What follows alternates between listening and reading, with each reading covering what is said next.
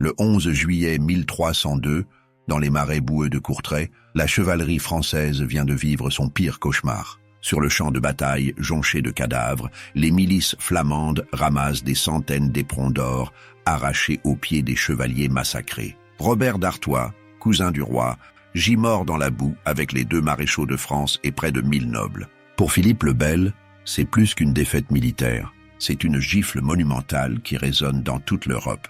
Des artisans et des tisserands viennent d'humilier l'élite de la chevalerie française, détruisant en quelques heures le prestige accumulé pendant des décennies. Les éperons d'or récupérés sont accrochés comme trophées dans l'église Notre-Dame de Courtrai, témoignage permanent de l'humiliation capétienne. Dans les cours européennes, on ricane. Le roi le plus puissant d'Occident s'est fait ridiculiser par des gueux flamands armés de piques et de godendagues, ces longs bâtons ferrés qui ont transpercé les armures françaises. Philippe le Bel n'est pas du genre à encaisser. Derrière son surnom évoquant sa beauté physique, se cache un homme de fer, calculateur, impitoyable. Il ne dort plus. Chaque jour qui passe est une torture. Les éperons d'or exposés à Courtrai le narguent. Il doit laver cet affront dans le sang. Pour comprendre pourquoi Philippe le Bel veut absolument soumettre la Flandre, il faut saisir à quel point cette région est un trésor. À la fin du XIIIe siècle, la Flandre rivalise avec l'Italie pour le monopole du commerce international. Bruges, Gand, Ypres, Lille et Douai sont parmi les villes les plus riches d'Europe. L'industrie textile flamande fait vivre des dizaines de milliers de personnes. Les draps flamands s'exportent partout. L'argent coule à flot. Théoriquement, le comte de Flandre est vassal du roi de France. Depuis le traité de Verdun en 843, le comté fait partie du royaume de France. Mais dans les faits, les comtes de Flandre ont toujours joué leur propre partition, profitant de leur richesse pour s'acheter une autonomie de fait. Cette situation insupporte Philippe le Bel, obsédé par le renforcement du pouvoir royal. Pour lui, chaque territoire où son autorité n'est pas absolue représente une menace. La Flandre prospère et indépendante est une épine dans son pied qu'il faut arracher. Le problème, c'est que la Flandre dépend économiquement de l'Angleterre, son principal fournisseur de laine brute. Cette dépendance crée des tensions constantes. Le comte Guy de Dampierre, vieux seigneur rusé, jongle entre loyauté formelle envers la France et intérêts économiques tournés vers l'Angleterre. En 1294, Guy commet l'erreur fatale. Il arrange un mariage entre sa fille Philippine et Édouard II, prince de Galles. C'est une alliance matrimoniale qui défie ouvertement l'autorité du roi de France. Philippe le Bel réagit avec la brutalité qui le caractérise. Il convoque Guy à Paris sous prétexte de discussion, puis le fait arrêter avec 2 de ses fils et Philippine. La jeune femme croupira en prison jusqu'à sa mort en 1306. Le message est clair, personne ne défie le roi de France impunément. En 1297, Philippe le Bel lance ses armées sur la Flandre. L'occupation est rapide et brutale. Les villes flamandes tombent les unes après les autres. Guy de Dampierre tente de résister à Furnes mais est écrasé. Édouard Ier d'Angleterre, qui avait promis son soutien, l'abandonne lâchement et signe la paix avec Philippe. En 1300, nouvelle offensive française. Cette fois, c'en est fini. Guy de Dampierre, capturé avec ses fils, est jeté dans les cachots royaux où il mourra 5 ans plus tard sans avoir revu sa Flandre bien-aimée. Pour gouverner ce territoire conquis, Philippe nomme Jacques de Châtillon, un homme arrogant et cupide qui va provoquer sans le savoir l'explosion qui mènera à Mons-en-Pévèle. Châtillon regarde les riches marchands flamands comme des cochons à engraisser pour le trésor royal. Il multiplie les impôts, frappe le commerce et l'industrie de taxes écrasantes. Les bourgeois flamands, qui avaient initialement accueilli favorablement la domination française, déchantent rapidement. Quant au peuple des villes, artisans et ouvriers du textile, ils crèvent sous le poids des charges fiscales répercutées sur eux par les patriciens. À Bruges, la tension monte. La ville est divisée entre les Leliards, patriciens pro-français qui arborent les fleurs de lys, et les Klauvaerts, partisans du comte de Flandre qui brandissent la griffe du lion. En mai 1301, Philippe le Bel et la reine Jeanne de Navarre visitent la Flandre. Les fêtes organisées coûtent une fortune. Comme toujours, les patriciens reportent ces dépenses sur les taxes à la consommation, écrasant les plus pauvres. Châtillon soutient les riches bourgeois contre le peuple grondant. À Bruges, il fait démanteler les remparts, retire les privilèges de la ville et installe une garnison française pour mater toute velléité de rébellion.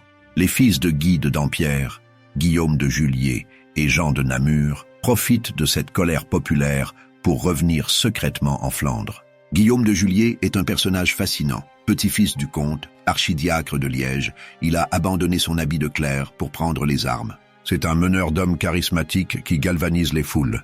Avec Jean de Namur et les meneurs populaires comme Pieter de Koninck, chef des tisserands, et Jan Breydel, chef des bouchers, ils attisent la haine anti-française. Dans la nuit du 17 au 18 mai 1302, Bruges explose. Les matines de Bruges entrent dans l'histoire comme l'un des massacres les plus sanglants du Moyen-Âge. Les émeutiers déferlent dans les rues, identifiant les soldats français et les Leliart à leur accent. Ils égorgent tous ceux qui ne peuvent pas prononcer correctement Schild en Vriand, bouclier et ami. Plus d'une centaine de Français sont massacrés dans leur sommeil. Châtillon échappe de justesse au massacre. Quand la nouvelle parvient à Paris, Philippe le Bel entre dans une rage froide. Ces gueux flamands viennent de tuer ses soldats comme des porcs. Ils vont payer. Il confie une armée à Robert d'Artois avec des ordres sans équivoque. Écraser la rébellion et faire un exemple.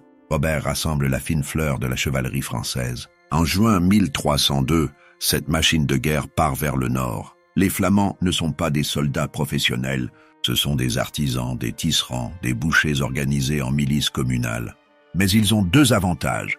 Ils connaissent leur terrain et ils se battent pour leur liberté. Guillaume de Juliers, malgré sa jeunesse et son inexpérience militaire relative, comprend la psychologie de ces hommes. Il sait qu'en rase campagne, la cavalerie lourde française les massacrera. Il faut choisir un terrain qui annule l'avantage de la cavalerie. Le 11 juillet 1302, près de Courtrai, les deux armées se font face. Les Flamands ont choisi leur position avec soin. Ils occupent une hauteur au bord de la Lys, protégée par un terrain marécageux. Pendant la nuit, ils ont creusé des fossés et des pièges dissimulés sous de l'herbe. Ils forment une ligne compacte avec leurs piques, créant un mur hérissé de fer. Leur arme principale est le Guedendag, ce terrible bâton ferré qui peut assommer un cheval ou transpercer une armure. L'armée française est impressionnante. Robert d'Artois commande 10 corps de bataille regroupant la plus grande noblesse du royaume. Le connétable Raoul de Nesle, les comtes d'Aumale, de Saint-Paul, le duc Godefroy de Brabant, le comte de Hainaut Jean d'Avesne. Plus de 2500 chevaliers en armure, accompagnés d'arbalétriers et de fantassins. Une force écrasante face à 9000 Flamands dont seulement 400 nobles. La bataille commence par des tirs d'arbalète. Les archers français prennent d'abord l'avantage, forçant les Flamands à reculer. Robert d'Artois, confiant dans sa supériorité numérique et la qualité de ses troupes, commet alors l'erreur fatale. Impatient d'en finir, il ordonne la charge de la cavalerie avant même que les arbalétriers aient suffisamment affaibli les défenses ennemies. Les chevaliers s'élancent dans un fracas de tonnerre, lance baissée, sûrs d'écraser ses manants en quelques minutes. C'est un carnage. Les premiers chevaux s'embourbent dans les fossés dissimulés. Les cavaliers, alourdis par leurs armures, tombent et ne peuvent se relever. Ceux qui parviennent à franchir les pièges se heurtent aux murs de piques flamandes. Les Guedendag s'abattent avec une violence terrible. Les chevaux s'effondrent, les chevaliers tombent dans la boue où les Flamands les achèvent méthodiquement. Pas de quartier, pas de rançon. Ces nobles qui ont toujours méprisé le peuple se font égorger comme des bêtes. Robert d'Artois, pris de panique, ordonne charge sur charge. Chaque vague de cavalerie se brise sur les piques flamandes. Le maréchal Pierre Flotte tombe, puis Raoul de Nesle, puis des dizaines de barons et de chevaliers. Robert lui-même est tué, transpercé et piétiné dans la mêlée. Son corps ne sera jamais retrouvé entier. La bataille dure 3 heures. Quand le soleil commence à décliner, le champ de bataille est jonché de près d'1 millier de cadavres nobles. Les Flamands ont gagné l'impossible victoire. Dans la nuit, à la lueur des torches, les vainqueurs achèvent les blessés et dépouillent les morts. Ils ramassent plus de 700 éperons d'or, ces symboles de la chevalerie. Ces trophées sont portés en triomphe à Courtrai et accrochés dans l'église Notre-Dame. La nouvelle de la bataille se répand comme une traînée de poudre. Dans toute l'Europe, on parle du miracle de Courtrai. Des gueux ont vaincu la meilleure cavalerie du monde. C'est la fin d'une ère. L'annonce que la lourde cavalerie féodale n'est plus invincible face à une infanterie bien organisée et déterminée. Pour Philippe le Bel, c'est l'humiliation suprême. Il a perdu son cousin, ses maréchaux, l'élite de sa noblesse. Sa réputation de roi tout-puissant est en lambeaux. Dans les cours européennes, on se moque ouvertement du roi de France battu par des tisserands. Philippe n'est pas seulement furieux, il est obsédé par la vengeance. Mais il sait qu'une nouvelle attaque précipitée aboutirait au même désastre. Il faut du temps, de l'argent et une préparation minutieuse. Pendant 2 ans, le roi se consacre à reconstruire son armée et à préparer sa revanche. Il nomme de nouveaux chefs militaires pour remplacer les morts de Courtrai. Gaucher de Châtillon devient connétable de France. Philippe mobilise toutes les ressources du royaume. Il convoque le ban et l'arrière-ban, appelant sous les armes tous les vassaux et leurs troupes. Il lève des impôts exceptionnels qui font grogner, mais qu'il impose par la force. Il manipule la monnaie, ce qui lui vaut le surnom de roi faux-monnayeur. Mais peu importe, il a besoin d'argent pour financer cette guerre. Sur le plan diplomatique, Philippe déploie son génie tactique. En 1303, il signe le traité de Paris avec Édouard Ier d'Angleterre, s'assurant que les Flamands ne pourront plus compter sur l'aide anglaise. C'est un coup de maître. La Flandre se retrouve isolée diplomatiquement. En avril 1304, il va plus loin encore. Il conclut un accord avec Édouard qui s'engage non seulement à rester neutre, mais à participer à la campagne contre la Flandre sous bannière française avec 22 navires de guerre. Le comte Jean d'Avesne de Hainaut, demi-frère de Guy de Dampierre, rejoint également Philippe apportant ses troupes. Philippe ne veut pas seulement vaincre militairement la Flandre. Il veut l'affamer, l'isoler, la briser. Il organise un blocus par terre et par mer. Une flotte est assemblée, commandée par l'amiral génois Régnier Grimaldi, prince de Monaco au service de la France. Cette flotte doit couper les approvisionnements maritimes flamands et détruire leurs marines. Sur terre, les armées françaises doivent empêcher tout ravitaillement par les routes. Du côté flamand, la situation est complexe. Après Courtrai, les villes ont été gouvernées non plus par l'aristocratie, mais par les artisans, les gens de métier. Ce changement social brutal crée des tensions. Les différentes villes flamandes ont du mal à s'unir. Rugzitgans se disputent le leadership. Les intérêts divergent. Guillaume de Juliers et Jean de Namur essaient de maintenir l'unité, mais c'est un combat constant. Ils savent qu'ils ont gagné une bataille, pas la guerre. Ils se préparent à l'inévitable retour des Français. En juin 1304, la machine de guerre française se met en mouvement. Le 22 juillet, Philippe le Bel rejoint personnellement ses troupes à Arras. C'est la première fois qu'il participe directement à une campagne militaire majeure. Le traumatisme de Courtrai l'a transformé. Il ne fera plus confiance à ses généraux pour cette guerre. Il veut être là, sur le terrain, pour contrôler chaque décision. Son armée est colossale, entre 60 et 80 000 hommes selon les sources, dont 12 000 cavaliers. C'est la plus grande force militaire jamais assemblée par un roi de France jusqu'alors. Le plan de Philippe est clair, prendre Lille, la clé de la Flandre. Avec l'île sous contrôle français, il pourra ensuite soumettre les autres villes une par une. Le 29 juillet, l'armée quitte Arras et prend la route la plus directe vers Lille, passant par Lens, Carvin et Séclin. Mais les Flamands tiennent les ponts sur la Dule. À Pont-Aventin, ils bloquent le passage. Philippe est forcé de faire un large détour. L'armée française bifurque vers le nord, contournant Douai, passant au large de Condé-sur-Lescaut et Valenciennes. L'armée flamande suit sur l'autre rive du fleuve, gardant les ponts stratégiques. C'est un jeu du chat et de la souris. Le 9 août, Philippe atteint Tournai, ville restée fidèle à la couronne. Mais il ne s'y attarde pas. Son objectif est Lille. Les Flamands contrôlent toujours les ponts de Tressin et Bouvines. Philippe décide de tenter le franchissement à Pont-à-Marc. C'est risqué, mais il n'a pas le choix. Pendant ce temps, la flotte de Régnier Grimaldi entre en action. Les 10 et 11 août, au large de Zierikzee dans les eaux de Zélande, elle affronte la flotte flamande commandée par Guy de Namur, un des fils de Guy de Dampierre. La bataille navale est acharnée, mais les Génois, marins expérimentés, prennent rapidement l'avantage sur les Flamands. La flotte flamande est détruite. Guy de Namur est capturé. C'est un désastre pour les Flamands qui perdent leur accès à la mer et tout espoir d'aide extérieure. Quand Philippe apprend la nouvelle de la victoire navale, il exulte. Les Flamands sont maintenant complètement isolés. Il peut concentrer toutes ses forces sur l'objectif terrestre. Le 12 août, son armée franchit enfin la Dule à Pont-à-Marc et se dirige vers Lille. Mais les Flamands n'ont pas dit leur dernier mot. Sous le commandement de Guillaume de Juliers et Jean de Namur, ils positionnent leur armée pour barrer la route aux Français. Le 14 août commence une phase cruciale. Des négociations s'engagent entre les deux camps. Pendant 3 jours, les 14, 15 et 16 août, les émissaires vont et viennent. Les Flamands proposent des conditions. Philippe exige leur soumission totale. Les positions sont trop éloignées. Aucun compromis n'est possible. Le 17 août, les négociations échouent définitivement. La bataille est inévitable. Les deux armées se préparent. Le lieu choisi pour l'affrontement est un village nommé Mont-Saint-Pével, situé entre Lille et Orchy. Le terrain est une vaste plaine dominée par une colline. Les Flamands, arrivés les premiers, occupent les hauteurs. C'est une position défensive forte. Guillaume de Juliers organise ses troupes avec soin. Il a retenu les leçons de Courtrai. Il faut choisir un bon terrain et tenir bon. Les Flamands se retranchent derrière 2 rangées de chariots liés les uns aux autres et des palissades. C'est une forteresse improvisée mais solide. Ils espèrent que les Français attaqueront frontalement et se briseront sur leur défense. L'armée flamande compte entre 80 et 100 000 hommes, selon certaines estimations, bien que d'autres sources plus prudentes parlent de 15 000 combattants avec une légère supériorité numérique flamande. Quoi qu'il en soit, c'est une force considérable. Le problème majeur des Flamands est qu'ils n'ont pas de cavalerie.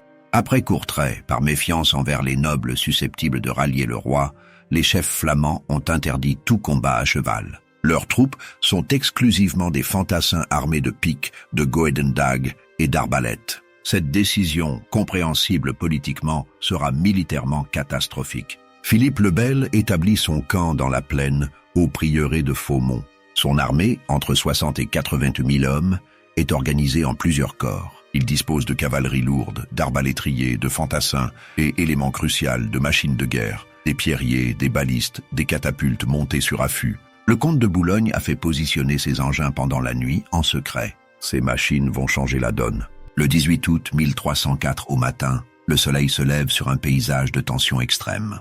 Des dizaines de milliers d'hommes se font face. L'air est lourd. C'est un jour de canicule. La chaleur sera l'un des facteurs décisifs de la bataille. Les soldats transpirent sous leurs armures et leurs vêtements épais. La soif deviendra rapidement un problème majeur, surtout pour les Flamands coincés sur leurs collines sans accès facile à l'eau. Philippe a tiré les leçons de Courtrai. Il ne commettra pas l'erreur de Robert d'Artois en lançant bêtement sa cavalerie contre des positions retranchées. Sa stratégie est différente. User l'ennemi, le priver de ressources, le harceler sans cesse, puis frapper quand il sera affaibli. C'est une guerre d'attrition, pas une charge héroïque. Au petit matin, les arbalétriers français ouvrent le feu. Une pluie de carreaux s'abat sur les positions flamandes. Les Flamands ripostent avec leurs propres arbalètes et leurs frondes. Des projectiles sifflent dans les 2 sens. Les pierriers français crachent leurs munitions. D'énormes pierres volent à travers les airs et s'écrasent sur les défenses flamandes. Le bruit est assourdissant. Des hommes tombent, fracassés par les projectiles. Le sang commence à couler. Mais les Flamands tiennent bon. Ils ne sont pas les mêmes hommes qu'à Courtrai. Ils ont confiance. Ils attendent que les Français attaquent pour les massacrer comme en 1302. Sauf que Philippe ne joue pas ce jeu. Il maintient la pression à distance. Les machines de guerre pilonnent sans relâche les positions flamandes. Les arbalétriers français, protégés par des palisades, tirent salve après salve. Les Flamands subissent des pertes, mais ne peuvent riposter efficacement. Philippe déploie alors la partie la plus brillante de son plan. Il ordonne à sa cavalerie de contourner les positions flamandes par les flancs. Les chevaliers français galopent autour de la colline, évitant soigneusement tout engagement frontal. Leur objectif n'est pas les soldats flamands, mais leurs provisions. En milieu de matinée, les cavaliers français atteignent l'arrière du mont où les Flamands ont entreposé leur ravitaillement, nourriture, eau, bagages. C'est le jackpot. Les Français s'emparent de tout. Pour les Flamands, c'est une catastrophe. Ils sont maintenant coincés sur leur colline, exposés au soleil brûlant d'août, sans eau ni nourriture. La journée ne fait que commencer et déjà ils ont soif. La chaleur est écrasante. Sous les armures de cuir et les vêtements épais, les hommes cuisent littéralement. La fontaine Saint-Jean, seul point d'eau du village, est contrôlée par les Français. Les Flamands n'ont aucun moyen de s'abreuver. Les heures passent. Le soleil monte dans le ciel. La température devient insupportable.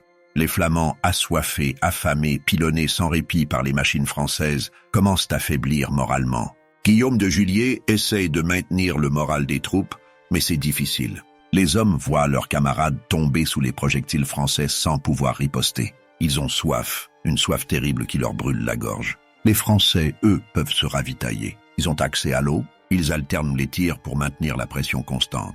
Philippe a positionné ses arbalétriers sur des chariots pour qu'ils puissent tirer d'une position surélevée. C'est ingénieux. Les carreaux pleuvent sur les Flamands, qui ne peuvent se protéger efficacement. Vers midi, les Flamands tentent une sortie désespérée. Un groupe d'hommes charge pour essayer de reprendre leurs provisions, ou au moins d'atteindre le point d'eau. Les cavaliers français les repoussent facilement. La cavalerie flamande aurait pu faire la différence, mais elle n'existe pas. Les fantassins flamands en rase campagne sont des cibles faciles pour les chevaliers montés. La sortie échoue avec de lourdes pertes. L'après-midi s'étire interminablement. Les Flamands souffrent atrocement. Certains lèchent leurs armures pour recueillir quelques gouttes de sueur. D'autres succombent à l'insolation. Le nombre de morts côté flamand augmente régulièrement, non pas tant à cause des combats directs que par épuisement, déshydratation et bombardement continu. Les machines françaises détruisent méthodiquement les défenses flamandes. Sur 5 machines de guerre françaises, les Flamands parviennent à en détruire 4 lors de contre-attaques désespérées, mais la 5e continue son œuvre meurtrière. En fin d'après-midi, l'épuisement est général des deux côtés, mais il est bien pire chez les Flamands. Ils ont passé plus de 10 heures sous le soleil brûlant, sans eau, sans nourriture, sous un bombardement constant. Leurs pertes sont considérables, le moral s'effondre, une pause tacite s'installe. Les deux camps sont vidés, personne ne croit vraiment que les combats vont reprendre. C'est à ce moment que plusieurs contingents flamands, complètement épuisés, décident de se retirer. Sous la conduite de Jean de Namur, ils quittent discrètement le champ de bataille et prennent la route de Lille. C'est une hémorragie. L'armée flamande se vide de plusieurs milliers d'hommes. Les troupes restantes voient leurs camarades partir. C'est démoralisant. Guillaume de Juliers, lui, refuse d'abandonner. Ce jeune homme de 20 ans, petit-fils de Guy de Dampierre, incarne l'honneur flamand. Il ne fuira pas. Il rassemble autour de lui les plus braves, ceux qui préfèrent mourir debout que vivre à genoux.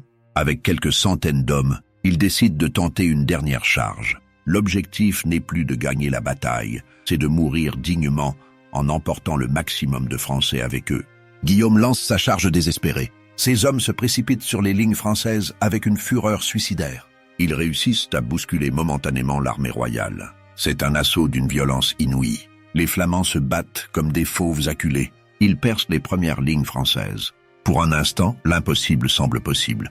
Mais la cavalerie française réagit. Les chevaliers encerclent le groupe de Guillaume. C'est un étau qui se referme. Les Flamands se battent jusqu'au bout, mais ils sont submergés. Guillaume de Juliers est tué dans la mêlée. Les Français le décapitent. Sa tête est portée au bout d'une pique jusqu'à Philippe le Bel. Le roi, dégoûté par ce trophée barbare, détourne les yeux. Il respecte le courage de son ennemi. La mort de Guillaume brise les dernières résistances flamandes. Mais les Brugeois, les plus fanatiques des combattants flamands, refusent encore de capituler. Ils lancent une dernière attaque insensée. Leur cible, le roi lui-même. S'ils peuvent tuer Philippe, la bataille sera gagnée. Ils se frayent un chemin à travers les lignes françaises avec une détermination suicidaire. Soudain, Philippe le Bel se retrouve en danger mortel.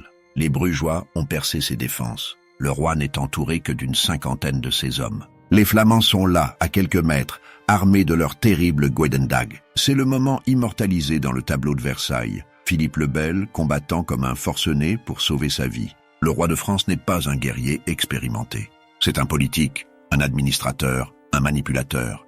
Mais dans cet instant de pure terreur, il doit se battre. Il brandit son épée et frappe. Autour de lui, ses gardes tombent les uns après les autres, tués par les massues flamandes. Philippe sent la mort le frôler.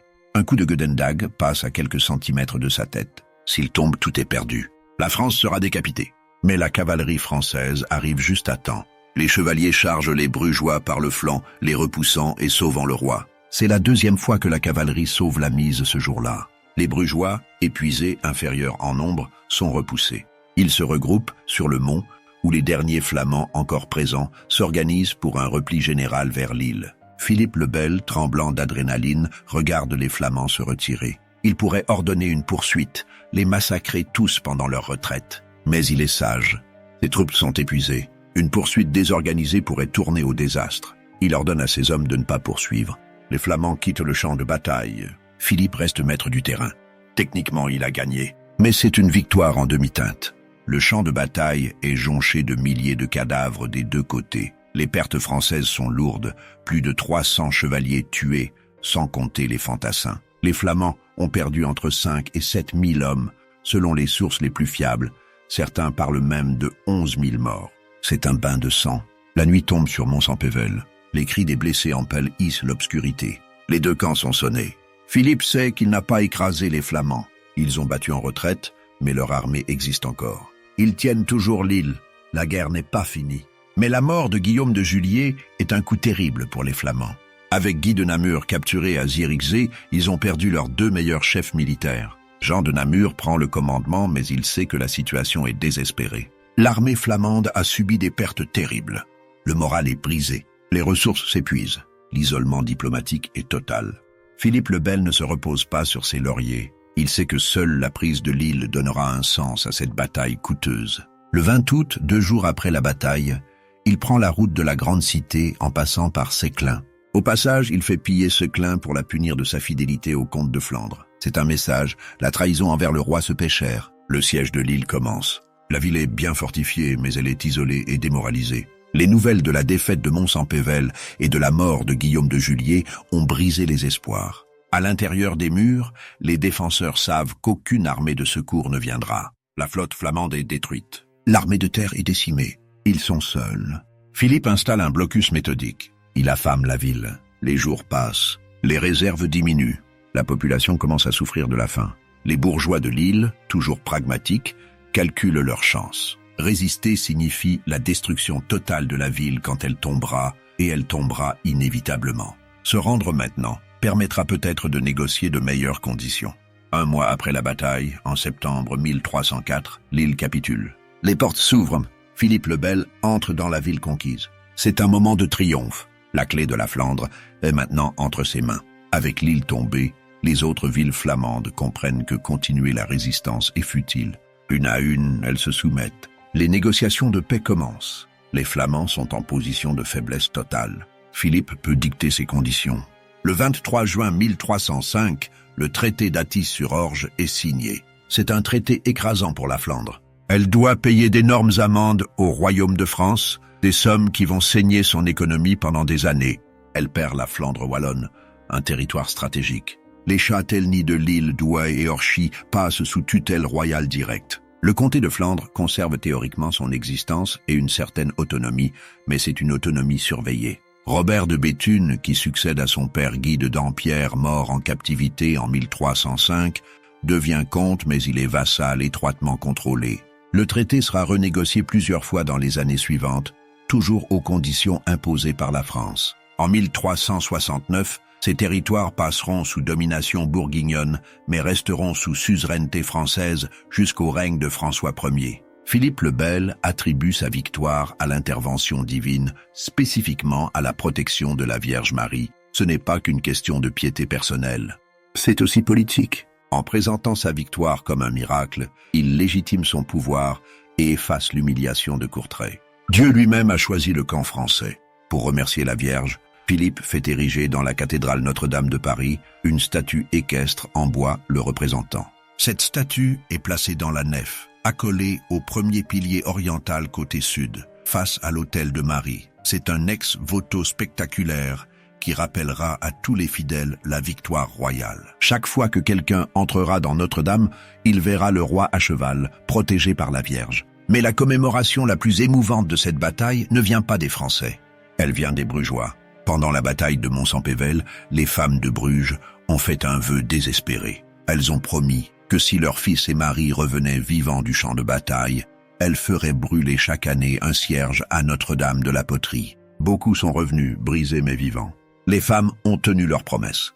Cette procession, appelée Brugsbeloft, Bruges la promise, a lieu chaque 15 août depuis 1304. Elle n'a été interrompue qu'entre 1796 et 1839 pendant la période révolutionnaire. Chaque année, 12 jeunes filles apportent en procession des cierges de la chapelle Notre-Dame des Aveugles à Notre-Dame de la Poterie. C'est une tradition qui a traversé 7 siècles, témoignage vivant de cette journée sanglante d'août 1304. À Mons-en-Pévèle même, une stèle de la paix a été érigée pour commémorer la bataille.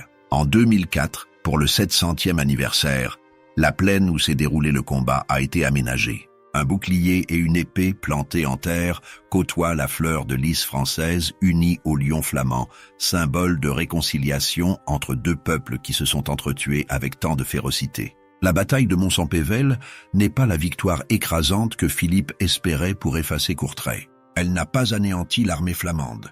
Les pertes françaises ont été très lourdes. Mais stratégiquement, c'est bien une victoire française. Philippe a restauré son prestige militaire. Il a prouvé qu'il pouvait vaincre les Flamands.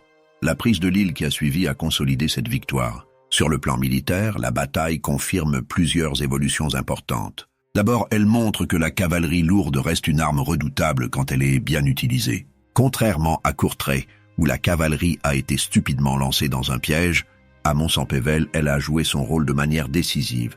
Contourner l'ennemi, s'emparer de ses approvisionnements, intervenir au bon moment pour sauver le roi. Philippe a appris les leçons de Courtrai. Ensuite, elle démontre l'importance croissante de l'artillerie de siège. Les machines de guerre françaises ont fait la différence. Le pilonnage constant a usé moralement et physiquement les Flamands.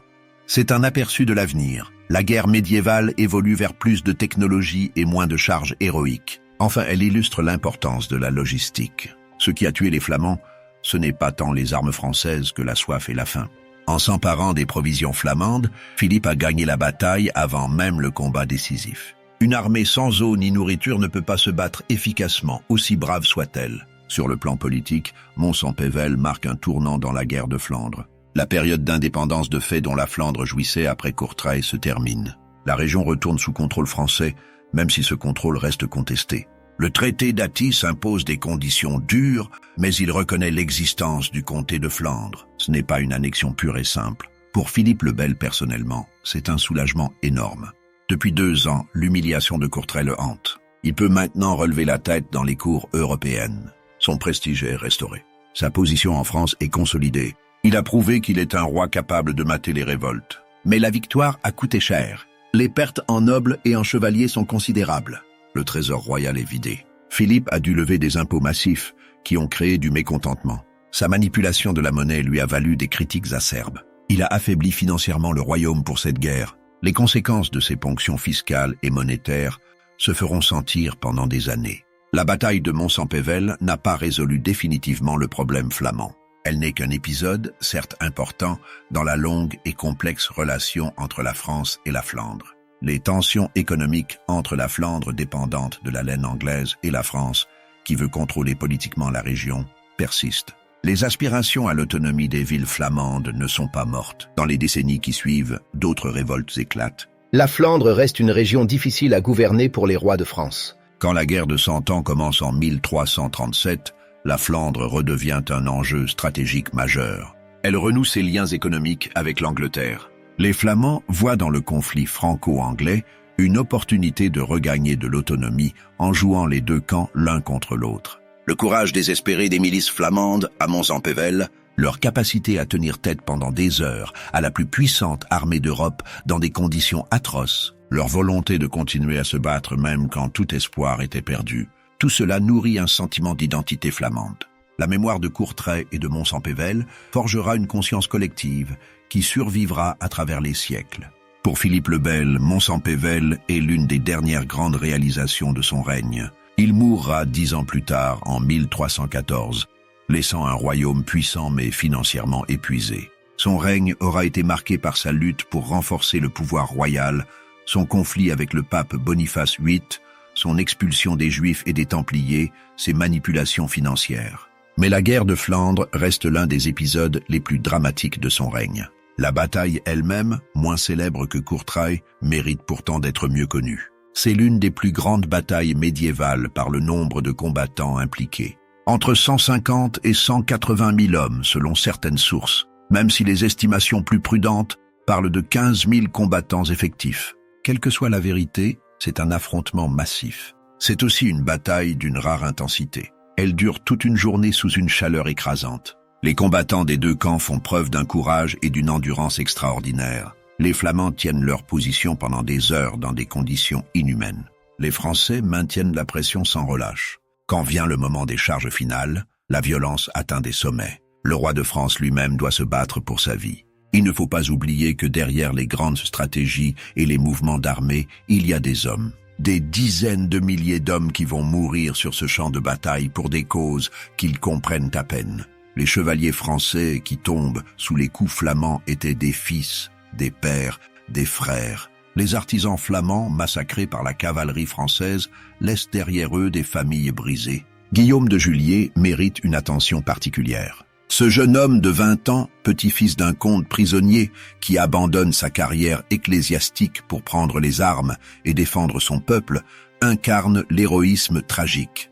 Il sait probablement qu'il va mourir, il charge quand même. Sa mort au combat, refusant la fuite alors que tout est perdu, en fait une figure légendaire. Les Flamands ne l'oublieront jamais. Jean de Namur, qui survit à la bataille, porte le poids terrible du commandement dans la défaite. Il doit négocier la capitulation, accepter les conditions humiliantes du traité, vivre avec la culpabilité du survivant.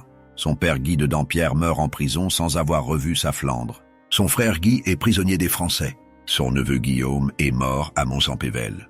La famille de Dampierre paie un prix terrible pour avoir défié le roi de France. Du côté français, les chevaliers qui sauvent le roi lors de la charge des Brugeois sont des héros dont les noms sont largement oubliés aujourd'hui. Ils ont risqué leur vie pour leur souverain. Certains sont morts pour lui. Leur bravoure a changé le cours de l'histoire. Si Philippe était tombé ce jour-là, la France aurait été plongée dans le chaos. Une crise de succession se serait ouverte. Les conséquences auraient été incalculables. Philippe lui-même sort transformé de cette expérience. Il a regardé la mort en face. Il a senti le Godendag flamand frôler sa tête. Un homme qui a vécu cela ne reste jamais le même. Peut-être que cette confrontation avec sa propre mortalité explique certaines de ses actions dans les années qui suivent. Un roi qui a failli mourir sur un champ de bataille comprend viscéralement que le pouvoir est fragile et que tout peut basculer en un instant. Les sources historiques nous donnent surtout les grandes lignes, les mouvements d'armée, les résultats des batailles, les traités signés. Mais elles nous disent peu sur ce qu'ont vécu réellement les combattants. Comment un tisserand de Bruges se sent-il quand il quitte sa femme et ses enfants pour aller se battre contre la meilleure armée d'Europe? Quelle terreur ressent un jeune chevalier français quand il voit ses camarades tomber sous les coups des Godendag? Que pense un archer français quand il tire ses carreaux sur des hommes qui ressemblent à son voisin, à son frère? La soif atroce que subissent les Flamands pendant cette journée de canicule est difficile à imaginer pour nous aujourd'hui. Être coincé en plein soleil d'août, sans une goutte d'eau, pendant 10 heures, tout en étant bombardé en permanence, c'est un enfer. Certains ont probablement bu leur propre urine, d'autres ont léché leur sueur. Les plus faibles sont morts de déshydratation avant même d'être touchés par une arme. C'est une torture physique qui brise les corps et les esprits. Les blessés, nombreux des deux côtés, subissent des souffrances indescriptibles. La médecine médiévale est primitive. Une blessure qui aujourd'hui serait facilement soignée devient souvent mortelle. Les infections se développent. La gangrène s'installe. Les hommes agonisent pendant des jours, dans des douleurs terribles. Ceux qui survivent gardent souvent des séquelles permanentes, membres amputés, yeux crevés, cerveau endommagé. Les femmes de Bruges qui attendent le retour de leurs hommes vivent des jours d'angoisse insoutenables. Elles ne savent rien. Sont-ils vivants? Sont-ils blessés? Sont-ils morts? Quand les survivants commencent à revenir, traumatisés, mutilés, porteurs de nouvelles terribles sur les camarades tombés, c'est un deuil collectif qui frappe la ville. Des centaines de familles pleurent leur mort. Du côté français aussi, les pertes sont lourdes. Plus de 300 chevaliers tués, c'est une hécatombe pour la noblesse. Chacun de ces morts représente une famille endeuillée, un domaine sans seigneur, des vassaux sans suzerain. Les conséquences sociales et économiques se font sentir pendant des années. Des veuves doivent gérer seules des seigneuries. Des orphelins deviennent trop jeunes responsables de domaines. Des lignées s'éteignent. Avec le recul historique, Mons-en-Pévèle apparaît comme une bataille transitoire. Elle confirme certaines leçons de Courtrai, tout en montrant que ces leçons n'ont été que partiellement apprises. Les Flamands auraient dû comprendre que l'infanterie seule, sans cavalerie, sans machine de guerre, ne peut pas gagner contre une armée complète et bien commandée. Leur décision d'interdire toute cavalerie par méfiance politique était suicidaire militairement. Les Français, de leur côté, montrent plus d'adaptation. Philippe a appris de Courtrai. Il n'envoie pas stupidement sa cavalerie se fracasser contre des positions retranchées. Il use l'ennemi, le prive de ressources, utilise ses machines de guerre. C'est une approche plus moderne, plus méthodique. Mais les Français ne tirent pas toutes les leçons de cette bataille non plus. Ils continueront à surestimer la valeur de la cavalerie lourde.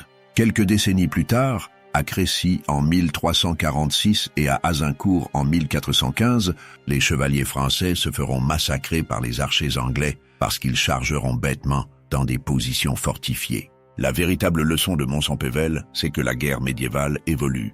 La victoire ne se gagne plus seulement par le courage et la noblesse du sang. Elle se gagne par la stratégie, la logistique, l'utilisation intelligente de toutes les ressources disponibles. Une armée bien commandée, bien approvisionnée, utilisant diverses tactiques et différents types de troupes en coordination, battra toujours une armée plus brave mais moins organisée. C'est une leçon que les militaires mettront encore des siècles à vraiment intégrer. Dans la culture flamande, Mons-en-Pévèle occupe une place particulière, plus ambiguë que Courtrai. Courtrai est une victoire pure, un moment de gloire où les Flamands ont humilié la première puissance européenne. C'est un mythe fondateur positif. Mons-en-Pévèle est une défaite, mais une défaite héroïque. Les Flamands y ont montré qu'ils pouvaient tenir tête à une armée supérieure dans des conditions impossibles. Ils ont perdu, mais ils ont combattu jusqu'au bout. La figure de Guillaume de Juliers est particulièrement célébrée. Ce clerc devenu guerrier, ce petit-fils de comte qui meurt les armes à la main plutôt que de fuir, incarne un idéal de sacrifice héroïque. Des ballades ont été composées sur lui. Les chroniques médiévales le dépeignent comme un héros tragique. Dans la mémoire collective flamande, il rejoint les grandes figures de la résistance contre l'oppression étrangère. La procession annuelle de Bruges perpétue le souvenir de cette journée. Chaque 15 août, quand les 12 jeunes filles apportent leur cierge à Notre-Dame de la Poterie, c'est toute la bataille qui revit symboliquement. Les Brugeois se souviennent de leurs ancêtres qui sont allés se battre sous le soleil brûlant d'août 1304. Ils se souviennent de la soif, de la peur, du courage désespéré. Cette mémoire vivante, transmise de génération en génération pendant 7 siècles, est rare dans l'histoire européenne. Des historiens flamands du XIXe siècle, dans le contexte du mouvement flamand luttant pour la reconnaissance culturelle et linguistique de la Flandre, ont réinterprété les batailles de Courtrai et Mons-en-Pévèle comme des moments fondateurs de l'identité flamande. Henri Conscience, dans son roman historique Le Lion de Flandre, fait de la bataille de Courtrai un symbole de la résistance flamande. Mons-en-Pévèle, bien que défaite, s'inscrit dans cette même narrative de lutte pour la liberté contre un pouvoir centralisateur étranger. En 1836, le roi Louis-Philippe Ier commande au peintre Jean-Baptiste Larivière un tableau représentant la bataille de Mons-en-Pévèle pour la galerie des batailles du château de Versailles. Ce tableau, qui mesure plusieurs mètres, immortalise le moment le plus dramatique de la bataille. Philippe le Bel, cerné par les Brugeois, combattant pour sa vie. C'est une œuvre de propagande royaliste qui présente le roi comme un héros guerrier, brave et courageux. Philippe est montré au centre de la composition, à cheval, repoussant héroïquement ses assaillants. Autour de lui, le chaos de la bataille, chevaux qui se cabrent, hommes qui tombent, armes qui s'entrechoquent. Le tableau capture la violence et l'intensité de ce moment où l'histoire de France a failli basculer.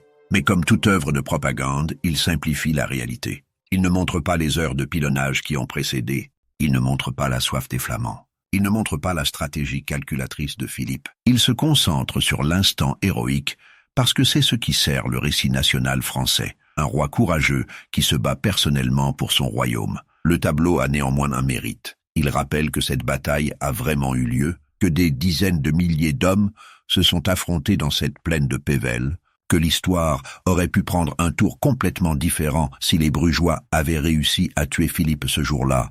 En ce sens, c'est un témoignage artistique important de cet événement historique majeur. Si on devait résumer la bataille de Mons-en-Pévèle en quelques mots, on pourrait dire une victoire française coûteuse sur une armée flamande héroïque mais condamnée. Philippe le Bel a gagné stratégiquement mais pas tactiquement. Il n'a pas détruit l'armée flamande comme il l'espérait. Il a simplement fait mieux qu'elle, l'a usée, l'a forcée à se retirer. La prise de Lille qui a suivi a transformé cette demi-victoire en succès réel. Pour les Flamands, c'est une défaite militaire, mais pas une capitulation morale. Ils ont prouvé qu'ils pouvaient tenir tête aux Français, même dans des conditions épouvantables. Leur résistance héroïque, bien qu'ultimement futile, a nourri un sentiment d'identité collective qui survivra à travers les siècles. La Flandre reste la Flandre, même sous domination française. Pour l'histoire militaire européenne, Mons-en-Pévèle est une étape dans l'évolution de l'art de la guerre médiévale. Elle montre que les batailles ne se gagnent plus seulement par la bravoure chevaleresque, mais par la stratégie, la logistique, l'utilisation coordonnée de différents types de troupes et d'armes. C'est un aperçu des guerres à venir où la technologie et l'organisation primeront de plus en plus sur le courage individuel. Le 18 août 1304, sur cette plaine de Mons-en-Pévèle, se sont affrontées deux conceptions du monde. D'un côté, Philippe le Bel représentait le pouvoir centralisateur royal, la construction d'un État-nation unifié sous autorité monarchique absolue. De l'autre, les Flamands incarnaient l'autonomie régionale, les libertés communales, le droit des villes à se gouverner elles-mêmes. Cette tension entre centralisation et autonomie est un thème récurrent de l'histoire européenne qui résonne encore aujourd'hui. La bataille a duré une journée. Ses conséquences ont marqué des siècles. Les territoires perdus par la Flandre en 1305, Lille, Douai, Orchies, resteront séparés du comté pendant des siècles, passant successivement sous diverses dominations. Les cicatrices du conflit franco-flamand mettront des générations à cicatriser. La mémoire de cette journée sanglante d'août 1304 transmise à travers les processions, les chroniques, les tableaux, fait partie du patrimoine historique commun de la France et de la Flandre. Quand on visite aujourd'hui la plaine de Mons-en-Pévèle, paisible et verdoyante, il faut un effort d'imagination pour se représenter le carnage qui s'y est déroulé. Mais c'est important de faire cet effort, de se souvenir que sur cette terre ont combattu et sont morts des dizaines de milliers d'hommes, de se souvenir de Guillaume de Juliers chargeant héroïquement vers sa mort, de se souvenir de Philippe le Bel combattant pour sa vie, entouré de cadavres, de se souvenir des Flamands agonisant de soif sous le soleil doux, de se souvenir que l'histoire n'est pas qu'une suite de dates et de traités, mais qu'elle est faite de chair et de sang, de courage et de souffrance, d'héroïsme et de tragédie. La bataille de Mons-en-Pévèle, avec toute sa violence, son horreur et sa grandeur tragique, mérite de rester vivante dans nos mémoires.